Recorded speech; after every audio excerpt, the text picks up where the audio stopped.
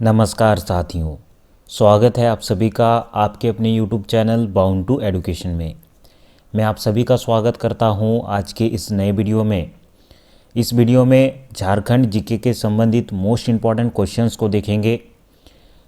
ये questions JPSC, JSSC, CGL, lab assistant या फिर तमाम वैसे परीक्षाएं जैसे कि जेटेट, एक्सिस कांस्टेबल, एसआई जो कि झारखंड में आयोजित की जाती है और जिनमें झारखंड जीके के क्वेश्चंस रहते हैं, आज का ये वीडियो बहुत अधिक महत्वपूर्ण होने वाला है। जो भी क्वेश्चंस इस वीडियो में इंक्लूड किए गए हैं वे सारे विभिन्न प्रकार के प्रीवियस ईयर में पूछे गए क्वेश्चंस हैं, तो आपको एक प्रकार से आइडिया लग जाएगा कि आपके परीक्षा में किस प्रकार के क्वेश्चंस बनेंगे। जेपीएससी, जेएसएससी, सीजीएल या फिर जेटेट, एक्सिस कांस्टेबल, एसआई, इन सभी में मेन पेपर के रूप में आपका झारखंड जीके के क्वेश्चंस रहते हैं और उससे मेरिट बनता है। लैब असिस्टेंट में पेपर 1 के रूप में आपको झारखंड जीके के क्वेश्चंस देखने को मिलेंगे और वो क्वालिफाइंग नेचर के रहते हैं। लैब असिस्टेंट का फॉर्म जो आपने भरा था उसका एग्ज़ाम डेट दे दिया गया है, दिसंबर में एग्ज़ाम होगा, तो पेपर 1 के लिए भी पढ़ना आपके लिए आवश्यक है। तो लैब असिस्टेंट के स्टूडेंट भी इस वीडियो को देख सकते हैं। तो चलिए आज के इस वीडियो को शुरू करते हैं। जितने भी स्टूडेंट नए हैं जिन्होंने चैनल को अभी तक सब्सक्राइब नहीं किया है, चैनल को ज़रूर सब्सक्राइब कर दे और अगर आपने वीडियो को लाइक नहीं किया है तो इसे लाइक कर दे। आपके लाइक से हमें पता चलता है कि आपको किस प्रकार की वीडियोस प्रोवाइड करवाए जाएं। तो इन्हीं सब बातों के साथ चलिए आज के पहले क्वेश्चन पे आते हैं। तो आज का वीडियो का पहला क्वेश्चन है, दिसंबर 2004 ईस्वी से जुलाई 2009 ईस्वी तक झारखंड में सबसे लंबे समय तक पद पर बने रहने वाले राज्यपाल कौन थे? प्रभात कुमार, सैयद सिक्ते रजी, ऑप्शन सी है विनोद चंद्र पांडे, ऑप्शन डी है इनमें से कोई नहीं। मैं आपको 5 सेकंड का टाइम दे दे रहा हूँ, पहले खुद से आंसर देने का प्रयास करें, उसके बाद मैं आंसर बता दूंगा, ठीक है? तो चलिए आपका समय शुरू होता है अब।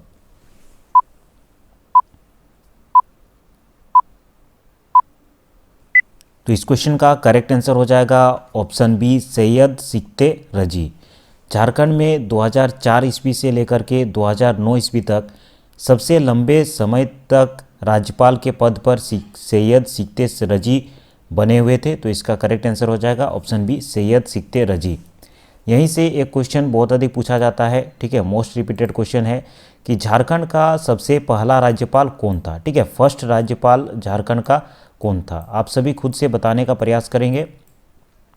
तो झारखंड का पहला राज्यपाल कौन थे? प्रभात कुमार, ठीक है, बहुत सारे एग्जाम में पूछे जाते हैं, खास करके मैट्रिक इंटर लेवल के परीक्षाओं में ये क्वेश्चन झारखंड का फेवरेट क्वेश्चन है, ठीक है। प्रभात कुमार इनका नाम याद रखेंगे जो कि प्रथम राज्यपाल थे।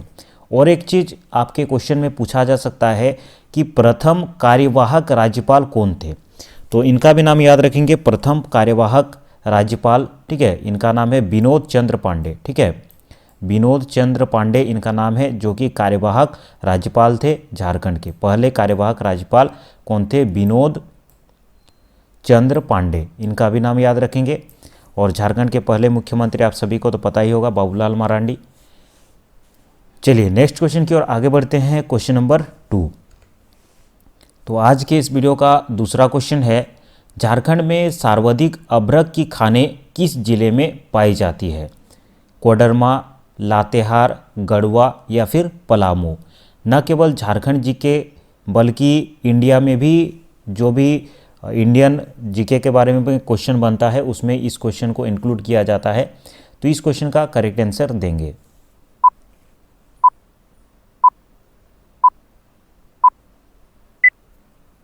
तो इस क्वेश्चन का करेक्ट आंसर हो जाएगा ऑप्शन ए, कोडरमा, ठीक है।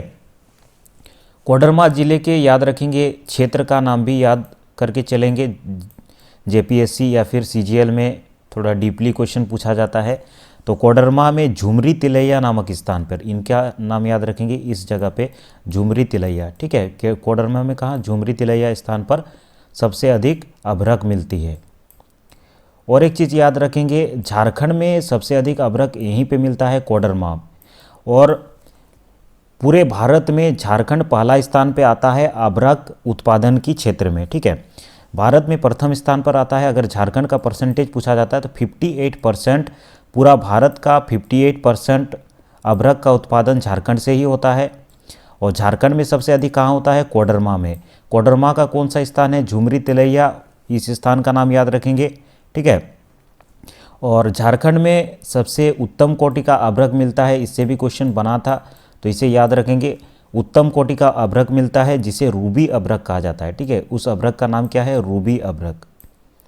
रूबी अभ्रक जो झारखंड में मिलता है सफ़ेद कलर का होता है, तो इसे रूबी अभ्रक कहते हैं। इन सब चीज़ों को याद रखेंगे।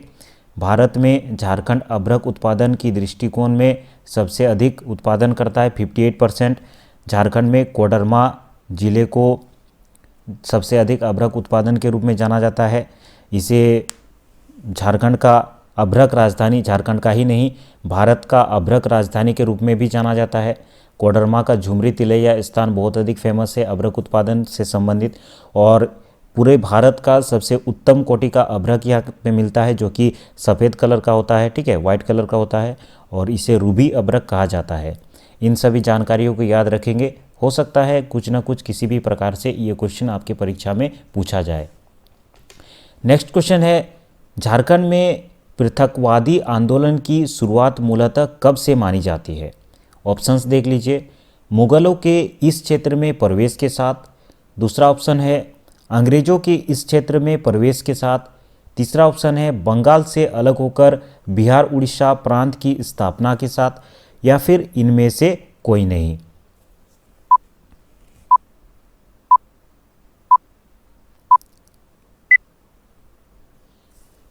तो इस क्वेश्चन का करेक्ट आंसर हो जाएगा ऑप्शन सी, बंगाल से अलग होकर बिहार उड़ीसा प्रांत की स्थापना के साथ, ठीक है। तो हम लोगों ने 3 क्वेश्चन आज के इस वीडियो से संबंधित कर लिए हैं। अगर आपने अभी तक चैनल को सब्सक्राइब नहीं किया है तो मैं एक बार फिर से याद दिला देता हूं कि चैनल को सब्सक्राइब कर दे और वीडियो को लाइक कर दे। चलिए नेक्स्ट क्वेश्चन की ओर आगे बढ़ते हैं। क्वेश्चन नंबर 4, गोपाल राय किस विद्रोह से संबंधित थे? इंपॉर्टेंट क्वेश्चन है। चेरो विद्रोह, भूमि विद्रोह, संताल विद्रोह, या फिर ऑप्शन डी है मुंडा विद्रोह, ठीक है। क्वेश्चन नंबर 4 का करेक्ट आंसर सभी को ही बताने का प्रयास करेंगे।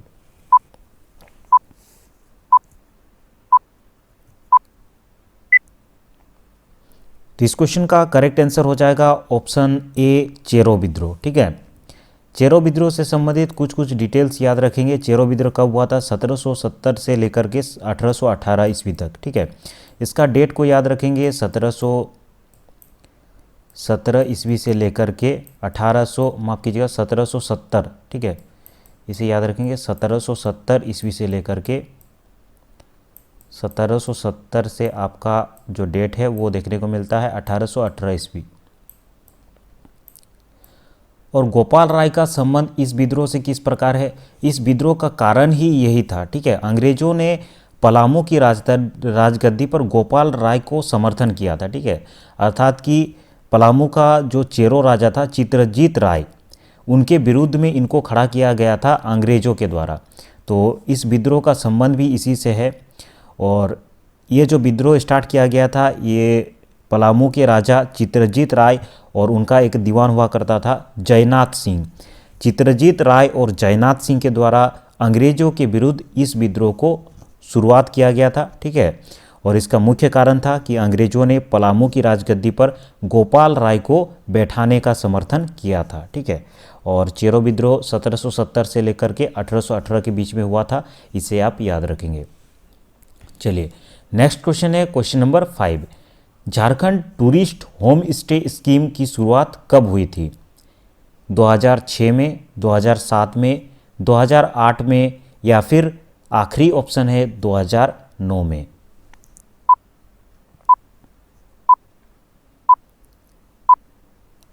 तो इस क्वेश्चन का करेक्ट आंसर हो जाएगा ऑप्शन डी, 2009 में। Jharkhand tourist home stay scheme की शुरुआत कब हुई थी? ऑप्शन डी, 2009 इसका करेक्ट आंसर हो जाएगा। चलिए आगे बढ़ते हैं नेक्स्ट क्वेश्चन की ओर। क्वेश्चन नंबर 6, राजमहल ट्रैप किस चट्टान से निर्मित है? नौस चट्टान, ग्रेनाइट चट्टान, बेसाल्ट चट्टान, ए और बी दोनों। इस क्वेश्चन का करेक्ट आंसर बताएंगे।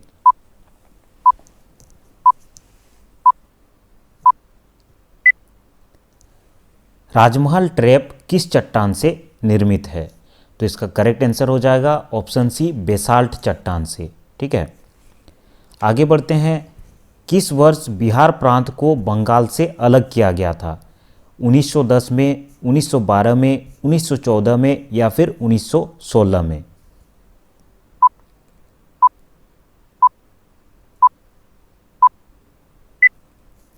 कितनी दफ़ा मैंने इस क्वेश्चन को डिस्कस किया था? झारखंड का जब भूगोल पढ़ा रहा था उस समय इस क्वेश्चन को मैंने बार बार कहा था कि इस प्रकार के क्वेश्चन बहुत अधिक बनते हैं। इस क्वेश्चन का करेक्ट आंसर हो जाएगा ऑप्शन बी, 1912 में। किस वर्ष बिहार प्रांत को बंगाल से अलग किया गया था? 1912 इसका करेक्ट आंसर हो जाएगा। ठीक है, चलिए आप सभी एक चीज़ बताएं कि बिहार से उड़ीसा कब अलग हुआ था? बिहार से बंगाल तो अलग हुआ था कब? बिहार से बंगाल अलग हुआ था 1912 में। ठीक है, अब बताइए बिहार से उड़ीसा कब अलग हुआ था? ये भी क्वेश्चन इंपॉर्टेंट है और ये भी मैंने पढ़ाया था। ठीक है, बिहार से उड़ीसा कब अलग हुआ था? आप देखेंगे कि बिहार से उड़ीसा अलग हुआ था 1936 में। ठीक है, 1936 में, ये चीज़ याद रखेंगे, 1936 में बिहार से उड़ीसा अलग हुआ था। ठीक है, इस चीज़ को भी याद रखेंगे, इससे भी क्वेश्चन बन सकता है। और बिहार से झारखंड कब अलग हुआ था ये सभी को पता होगा, 2000 में, 14 नवंबर 2000 में ये अलग हुआ था। ठीक है, इस चीज़ को आप याद रखेंगे। चलिए आगे बढ़ते हैं क्वेश्चन नंबर 7 की ओर। 1916 ईस्वी में छोटा नागपुर में कितने इंकवर्ड स्टेट थे? 32, 33, 34 या फिर 35? क्वेश्चन नंबर 8 का करेक्ट आंसर सभी को ही देने का प्रयास करेंगे।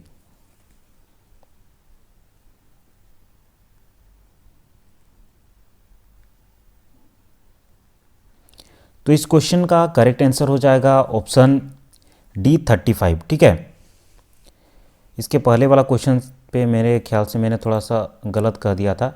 15 नवंबर 2000 ईस्वी याद रखेंगे, गलती से 14 नवंबर बोल दिया था। ठीक है, 15 नवंबर 2000 को झारखंड स्थापना दिवस के रूप में हम लोग मनाते हैं और इसी दिन बिहार से झारखंड अलग हुआ था।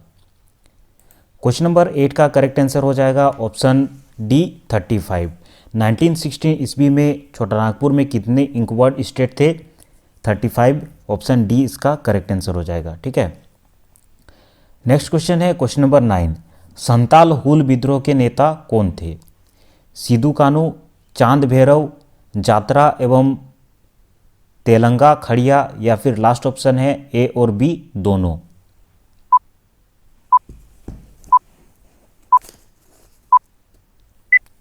तो इस क्वेश्चन का करेक्ट आंसर हो जाएगा ए और बी दोनों। सिद्धू कानू और चांद भैरव ये चारों भाई थे और ये संताल विद्रोह के नेता थे, नेता के रूप में जानते हैं। संताल विद्रोह कब हुआ था जिसे हुल विद्रोह, संताल हुल कहा जाता है? ये 1855 से लेकर के, याद रखेंगे डेट, 1855 से लेकर के 1855 से लेकर के आपको 1857 के बीच में ये विद्रोह हुआ था, जिसमें ये नेतृत्व किया गया था सिद्धू कानू और चांद भैरव के, चार भाइयों के रूप में। और इनकी बहन का नाम भी यहाँ पे आता है, उनकी बहन का नाम भी याद रखेंगे, फूलो और झानो। ठीक है, ये चारों भाई थे और फूलो और झानो उनकी बहन के रूप में इनका नाम आता है, फूलो और झानो। ये सभी इस विद्रोह के प्रमुख थे और इनका नाम हमें देखने को मिलता है। ये जो आंदोलन था संताल हुल या फिर संताल विद्रोह जिसे कहा जाता है, इसे मुक्ति आंदोलन भी कहा जाता है। और एक नाम इससे जुड़ा हुआ है, क्वेश्चन बनता है, ये जो विद्रोह स्टार्ट हुआ था ये साम टूडू के मार्गदर्शन में स्टार्ट हुआ था, तो उनका भी नाम याद रखेंगे। मैं लिख देता हूँ साम टूडू। ठीक है, साम टूडू, इनका नाम भी इस विद्रोह से जुड़ा हुआ है। नेक्स्ट क्वेश्चन की ओर आगे बढ़ते हैं, क्वेश्चन नंबर 10। नाटवा नृत्य किसके द्वारा किया जाता है? थोड़ा सा स्पेलिंग सुधार लीजिएगा, स्पेलिंग पे ध्यान मत दीजिए, आप समझिए कि नाटवा नृत्य किसके द्वारा किया जाता है? पुरुषों द्वारा, महिलाओं द्वारा, ए और बी दोनों, या फिर इनमें से कोई नहीं? क्वेश्चन नंबर 10 का करेक्ट आंसर देंगे।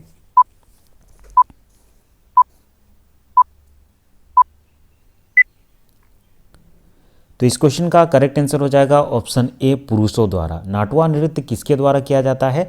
पुरुषों के द्वारा। ऑप्शन ए इसका करेक्ट आंसर हो जाएगा। ठीक है, नेक्स्ट क्वेश्चन की ओर आगे बढ़ते हैं। क्वेश्चन नंबर 11, छोटा नागपुर संथाल परगना आदिवासी सभा जिसका स्थापना 1938 ईस्वी में हुआ था, इनके संस्थापक कौन थे? जात्रा उरांव, शिबू सोरेन, थियोडोर सोरेन या फिर कार्तिक उरांव। छोटा नागपुर संथाल परगना आदिवासी सभा, इसका गठन हुआ था 1938 ईस्वी में। आपको बताना है इसका जो गठन है वो किसके द्वारा किया गया था, या फिर छोटा नागपुर संथाल परगना आदिवासी सभा के संस्थापक कौन थे।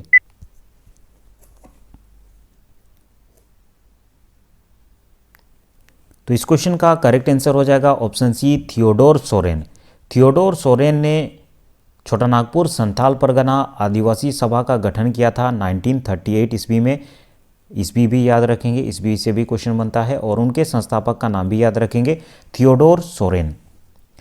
नेक्स्ट क्वेश्चन है, सरदारी आंदोलन के दौरान 1881 ईस्वी में किस ईसाई नेता ने छोटा नागपुर को मुंडाओं का देश घोषित करते हुए नागवंशियों की पुरानी राजधानी दोसाईगढ़ में झंडा फहराया था? James Max, John Baptist, David Cohen या फिर मार्क लेमन।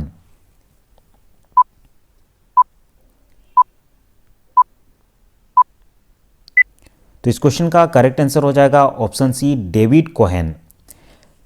सरदारी आंदोलन कब हुआ था? डेट याद रखिएगा, आंदोलन से संबंधित डेट से बहुत अधिक क्वेश्चन बनता है। सरदारी आंदोलन का डेट याद रखेंगे, 1858 से लेकर के 1858 में शुरू हुआ था। ठीक है, 1858 में शुरू हुआ था और 1881-82 तक चला था। ठीक है, और इसी में ईसाई नेता ने छोटा नागपुर को मुंडाओं का देश घोषित किया था। वो ईसाई नेता कौन था? David Cohen. और इसी के तहत आपको छोटा नागपुर टेन्योर्स एक्ट का नाम मिलता है। छोटा नागपुर टेन्योर्स एक्ट इसी आंदोलन के एवज में बनाया गया था, लेकिन उससे कुछ फर्क नहीं पड़ा था। वैसे आदिवासियों के लिए बनाया गया था ये चीज़, छोटा नागपुर टेन्योर्स एक्ट। ठीक है, नेक्स्ट क्वेश्चन है, झारखंड के पहले मुख्यमंत्री कौन थे? सभी को पता होगा, शिबू सोरेन, अर्जुन मुंडा, बाबूलाल मरांडी या फिर इनमें से कोई नहीं। क्वेश्चन नंबर 13 का करेक्ट आंसर क्या होगा?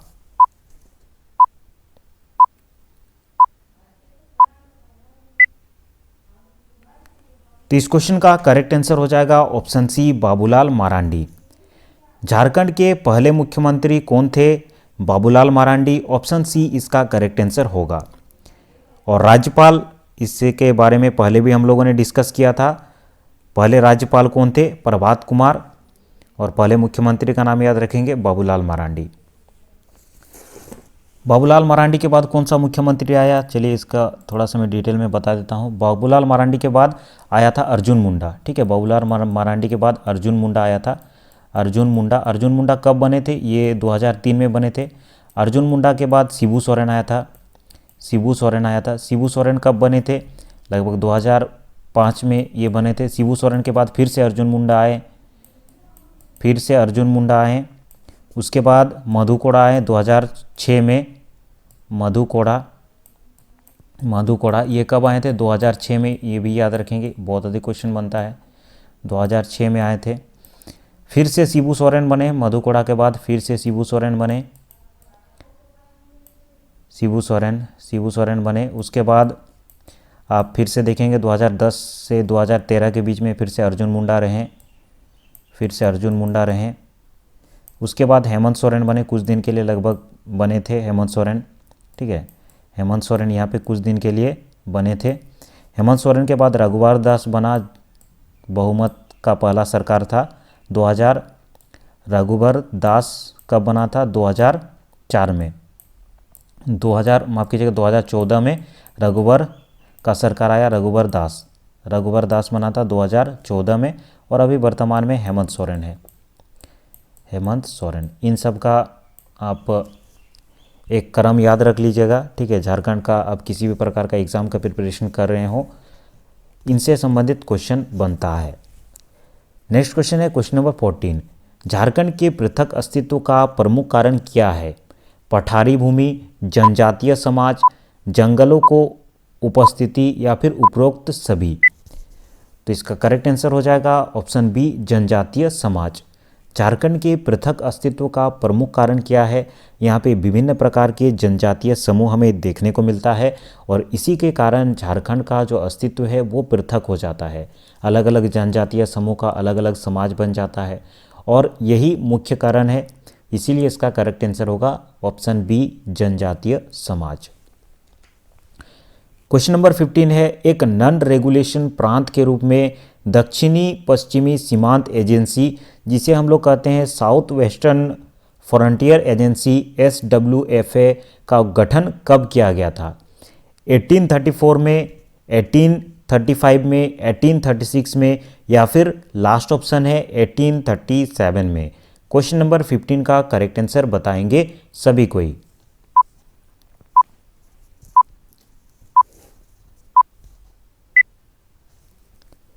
तो क्वेश्चन नंबर 16 माफ कीजिएगा 15 का करेक्ट आंसर हो जाएगा 1834 में एक नॉन रेगुलेटरी प्रांत के रूप में दक्षिणी पश्चिमी सीमांत एजेंसी, जिसे हम लोग कहते हैं south western frontier agency SWFA, इसका गठन किया गया था। इंपॉर्टेंट क्वेश्चन है। हम लोगों ने 15 क्वेश्चन का जवाब देख लिया है। अगर आपने अभी तक इस वीडियो को लाइक नहीं किया है तो इसे ज़रूर लाइक कर दे, और अगर आपने चैनल को सब्सक्राइब नहीं किया है तो मैं एक बार फिर से आपको याद दिला देता हूं कि चैनल को सब्सक्राइब कर दिया करें। चलिए नेक्स्ट क्वेश्चन है क्वेश्चन नंबर 16। झारखंड में आकर बसने वालों को आदिवासियों ने क्या नाम दिया? मवेशी, दीकू, बाकू या फिर मजपतिया?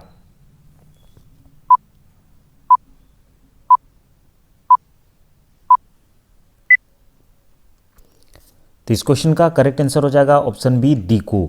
झारखंड में जो भी बाहर से आकर के बसते थे, यहाँ के आदिवासी उनको दीकू कहा करते थे, ठीक है, उनको दीकू नाम दिया गया था, इसीलिए इसका करेक्ट आंसर हो जाएगा ऑप्शन बी, दीकू। आगे बढ़ते हैं क्वेश्चन नंबर 17 की ओर। सरहुल के अवसर पर किया जाने वाला नृत्य कौन सा है? बा, झूमर, स्पेलिंग थोड़ा ठीक कर लीजिएगा, झूमर, ठीक है, बा हो गया, ये झूमर हो गया, झूमर, डोमकच या फिर अतुल? इस क्वेश्चन का करेक्ट आंसर देंगे।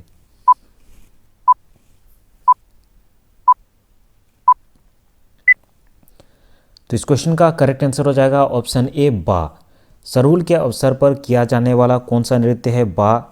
और ये बा जो नृत्य है ये मुख्य रूप से किस जनजाति का नृत्य है? ये भी क्वेश्चन बन सकता है। मुख्य रूप से ये हो जनजाति का नृत्य है, ठीक है, हो जनजाति का नृत्य है। वैसे तो आदिवासियों के द्वारा किया जाता है, परंतु मुख्य रूप से अगर क्वेश्चन बनता है कि बा जो नृत्य है ये किस जनजाति का नृत्य है, तो हो जनजाति याद रखेंगे।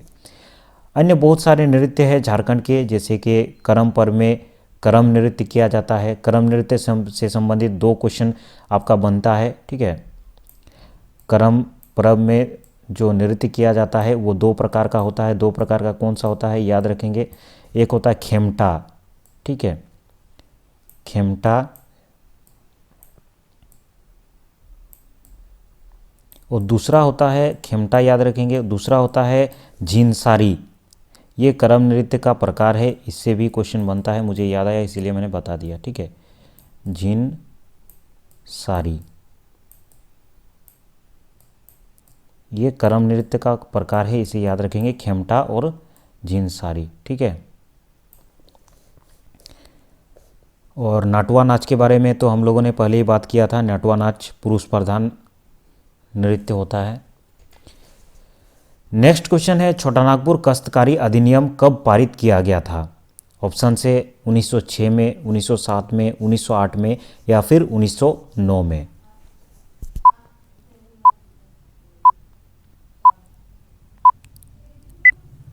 तो इस क्वेश्चन का करेक्ट आंसर हो जाएगा ऑप्शन सी, 1908 में, ठीक है। 11 नवंबर 1908 में छोटानागपुर काश्तकारी अधिनियम पारित हुआ था। 11 नवंबर, इसका डेट भी याद रखेंगे, 11 नवंबर, ठीक है। ये किससे संबंधित था? ज़मीन और किसानों से संबंधित ये एक्ट लाया गया था, ठीक है।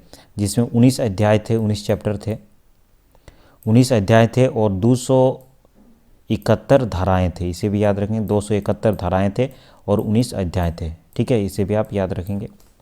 चलिए नेक्स्ट क्वेश्चन है, दीवानी कानून संहिता किस वर्ष लागू की गई थी? तो इसका करेक्ट पहले से दिया गया है आंसर, कोई बात नहीं है। 1859 ईस्वी में दीवान कानून संहिता लागू की गई थी। ऑप्शन बी इसका करेक्ट आंसर होगा, याद रखेंगे। नेक्स्ट क्वेश्चन है, यूल रूल 1856 झारखंड के किस क्षेत्र के लिए लागू किया गया था? बीरभूमि, सिंहभूम, तमाड़ या फिर संताल परगना? इस क्वेश्चन का करेक्ट आंसर सभी को देंगे।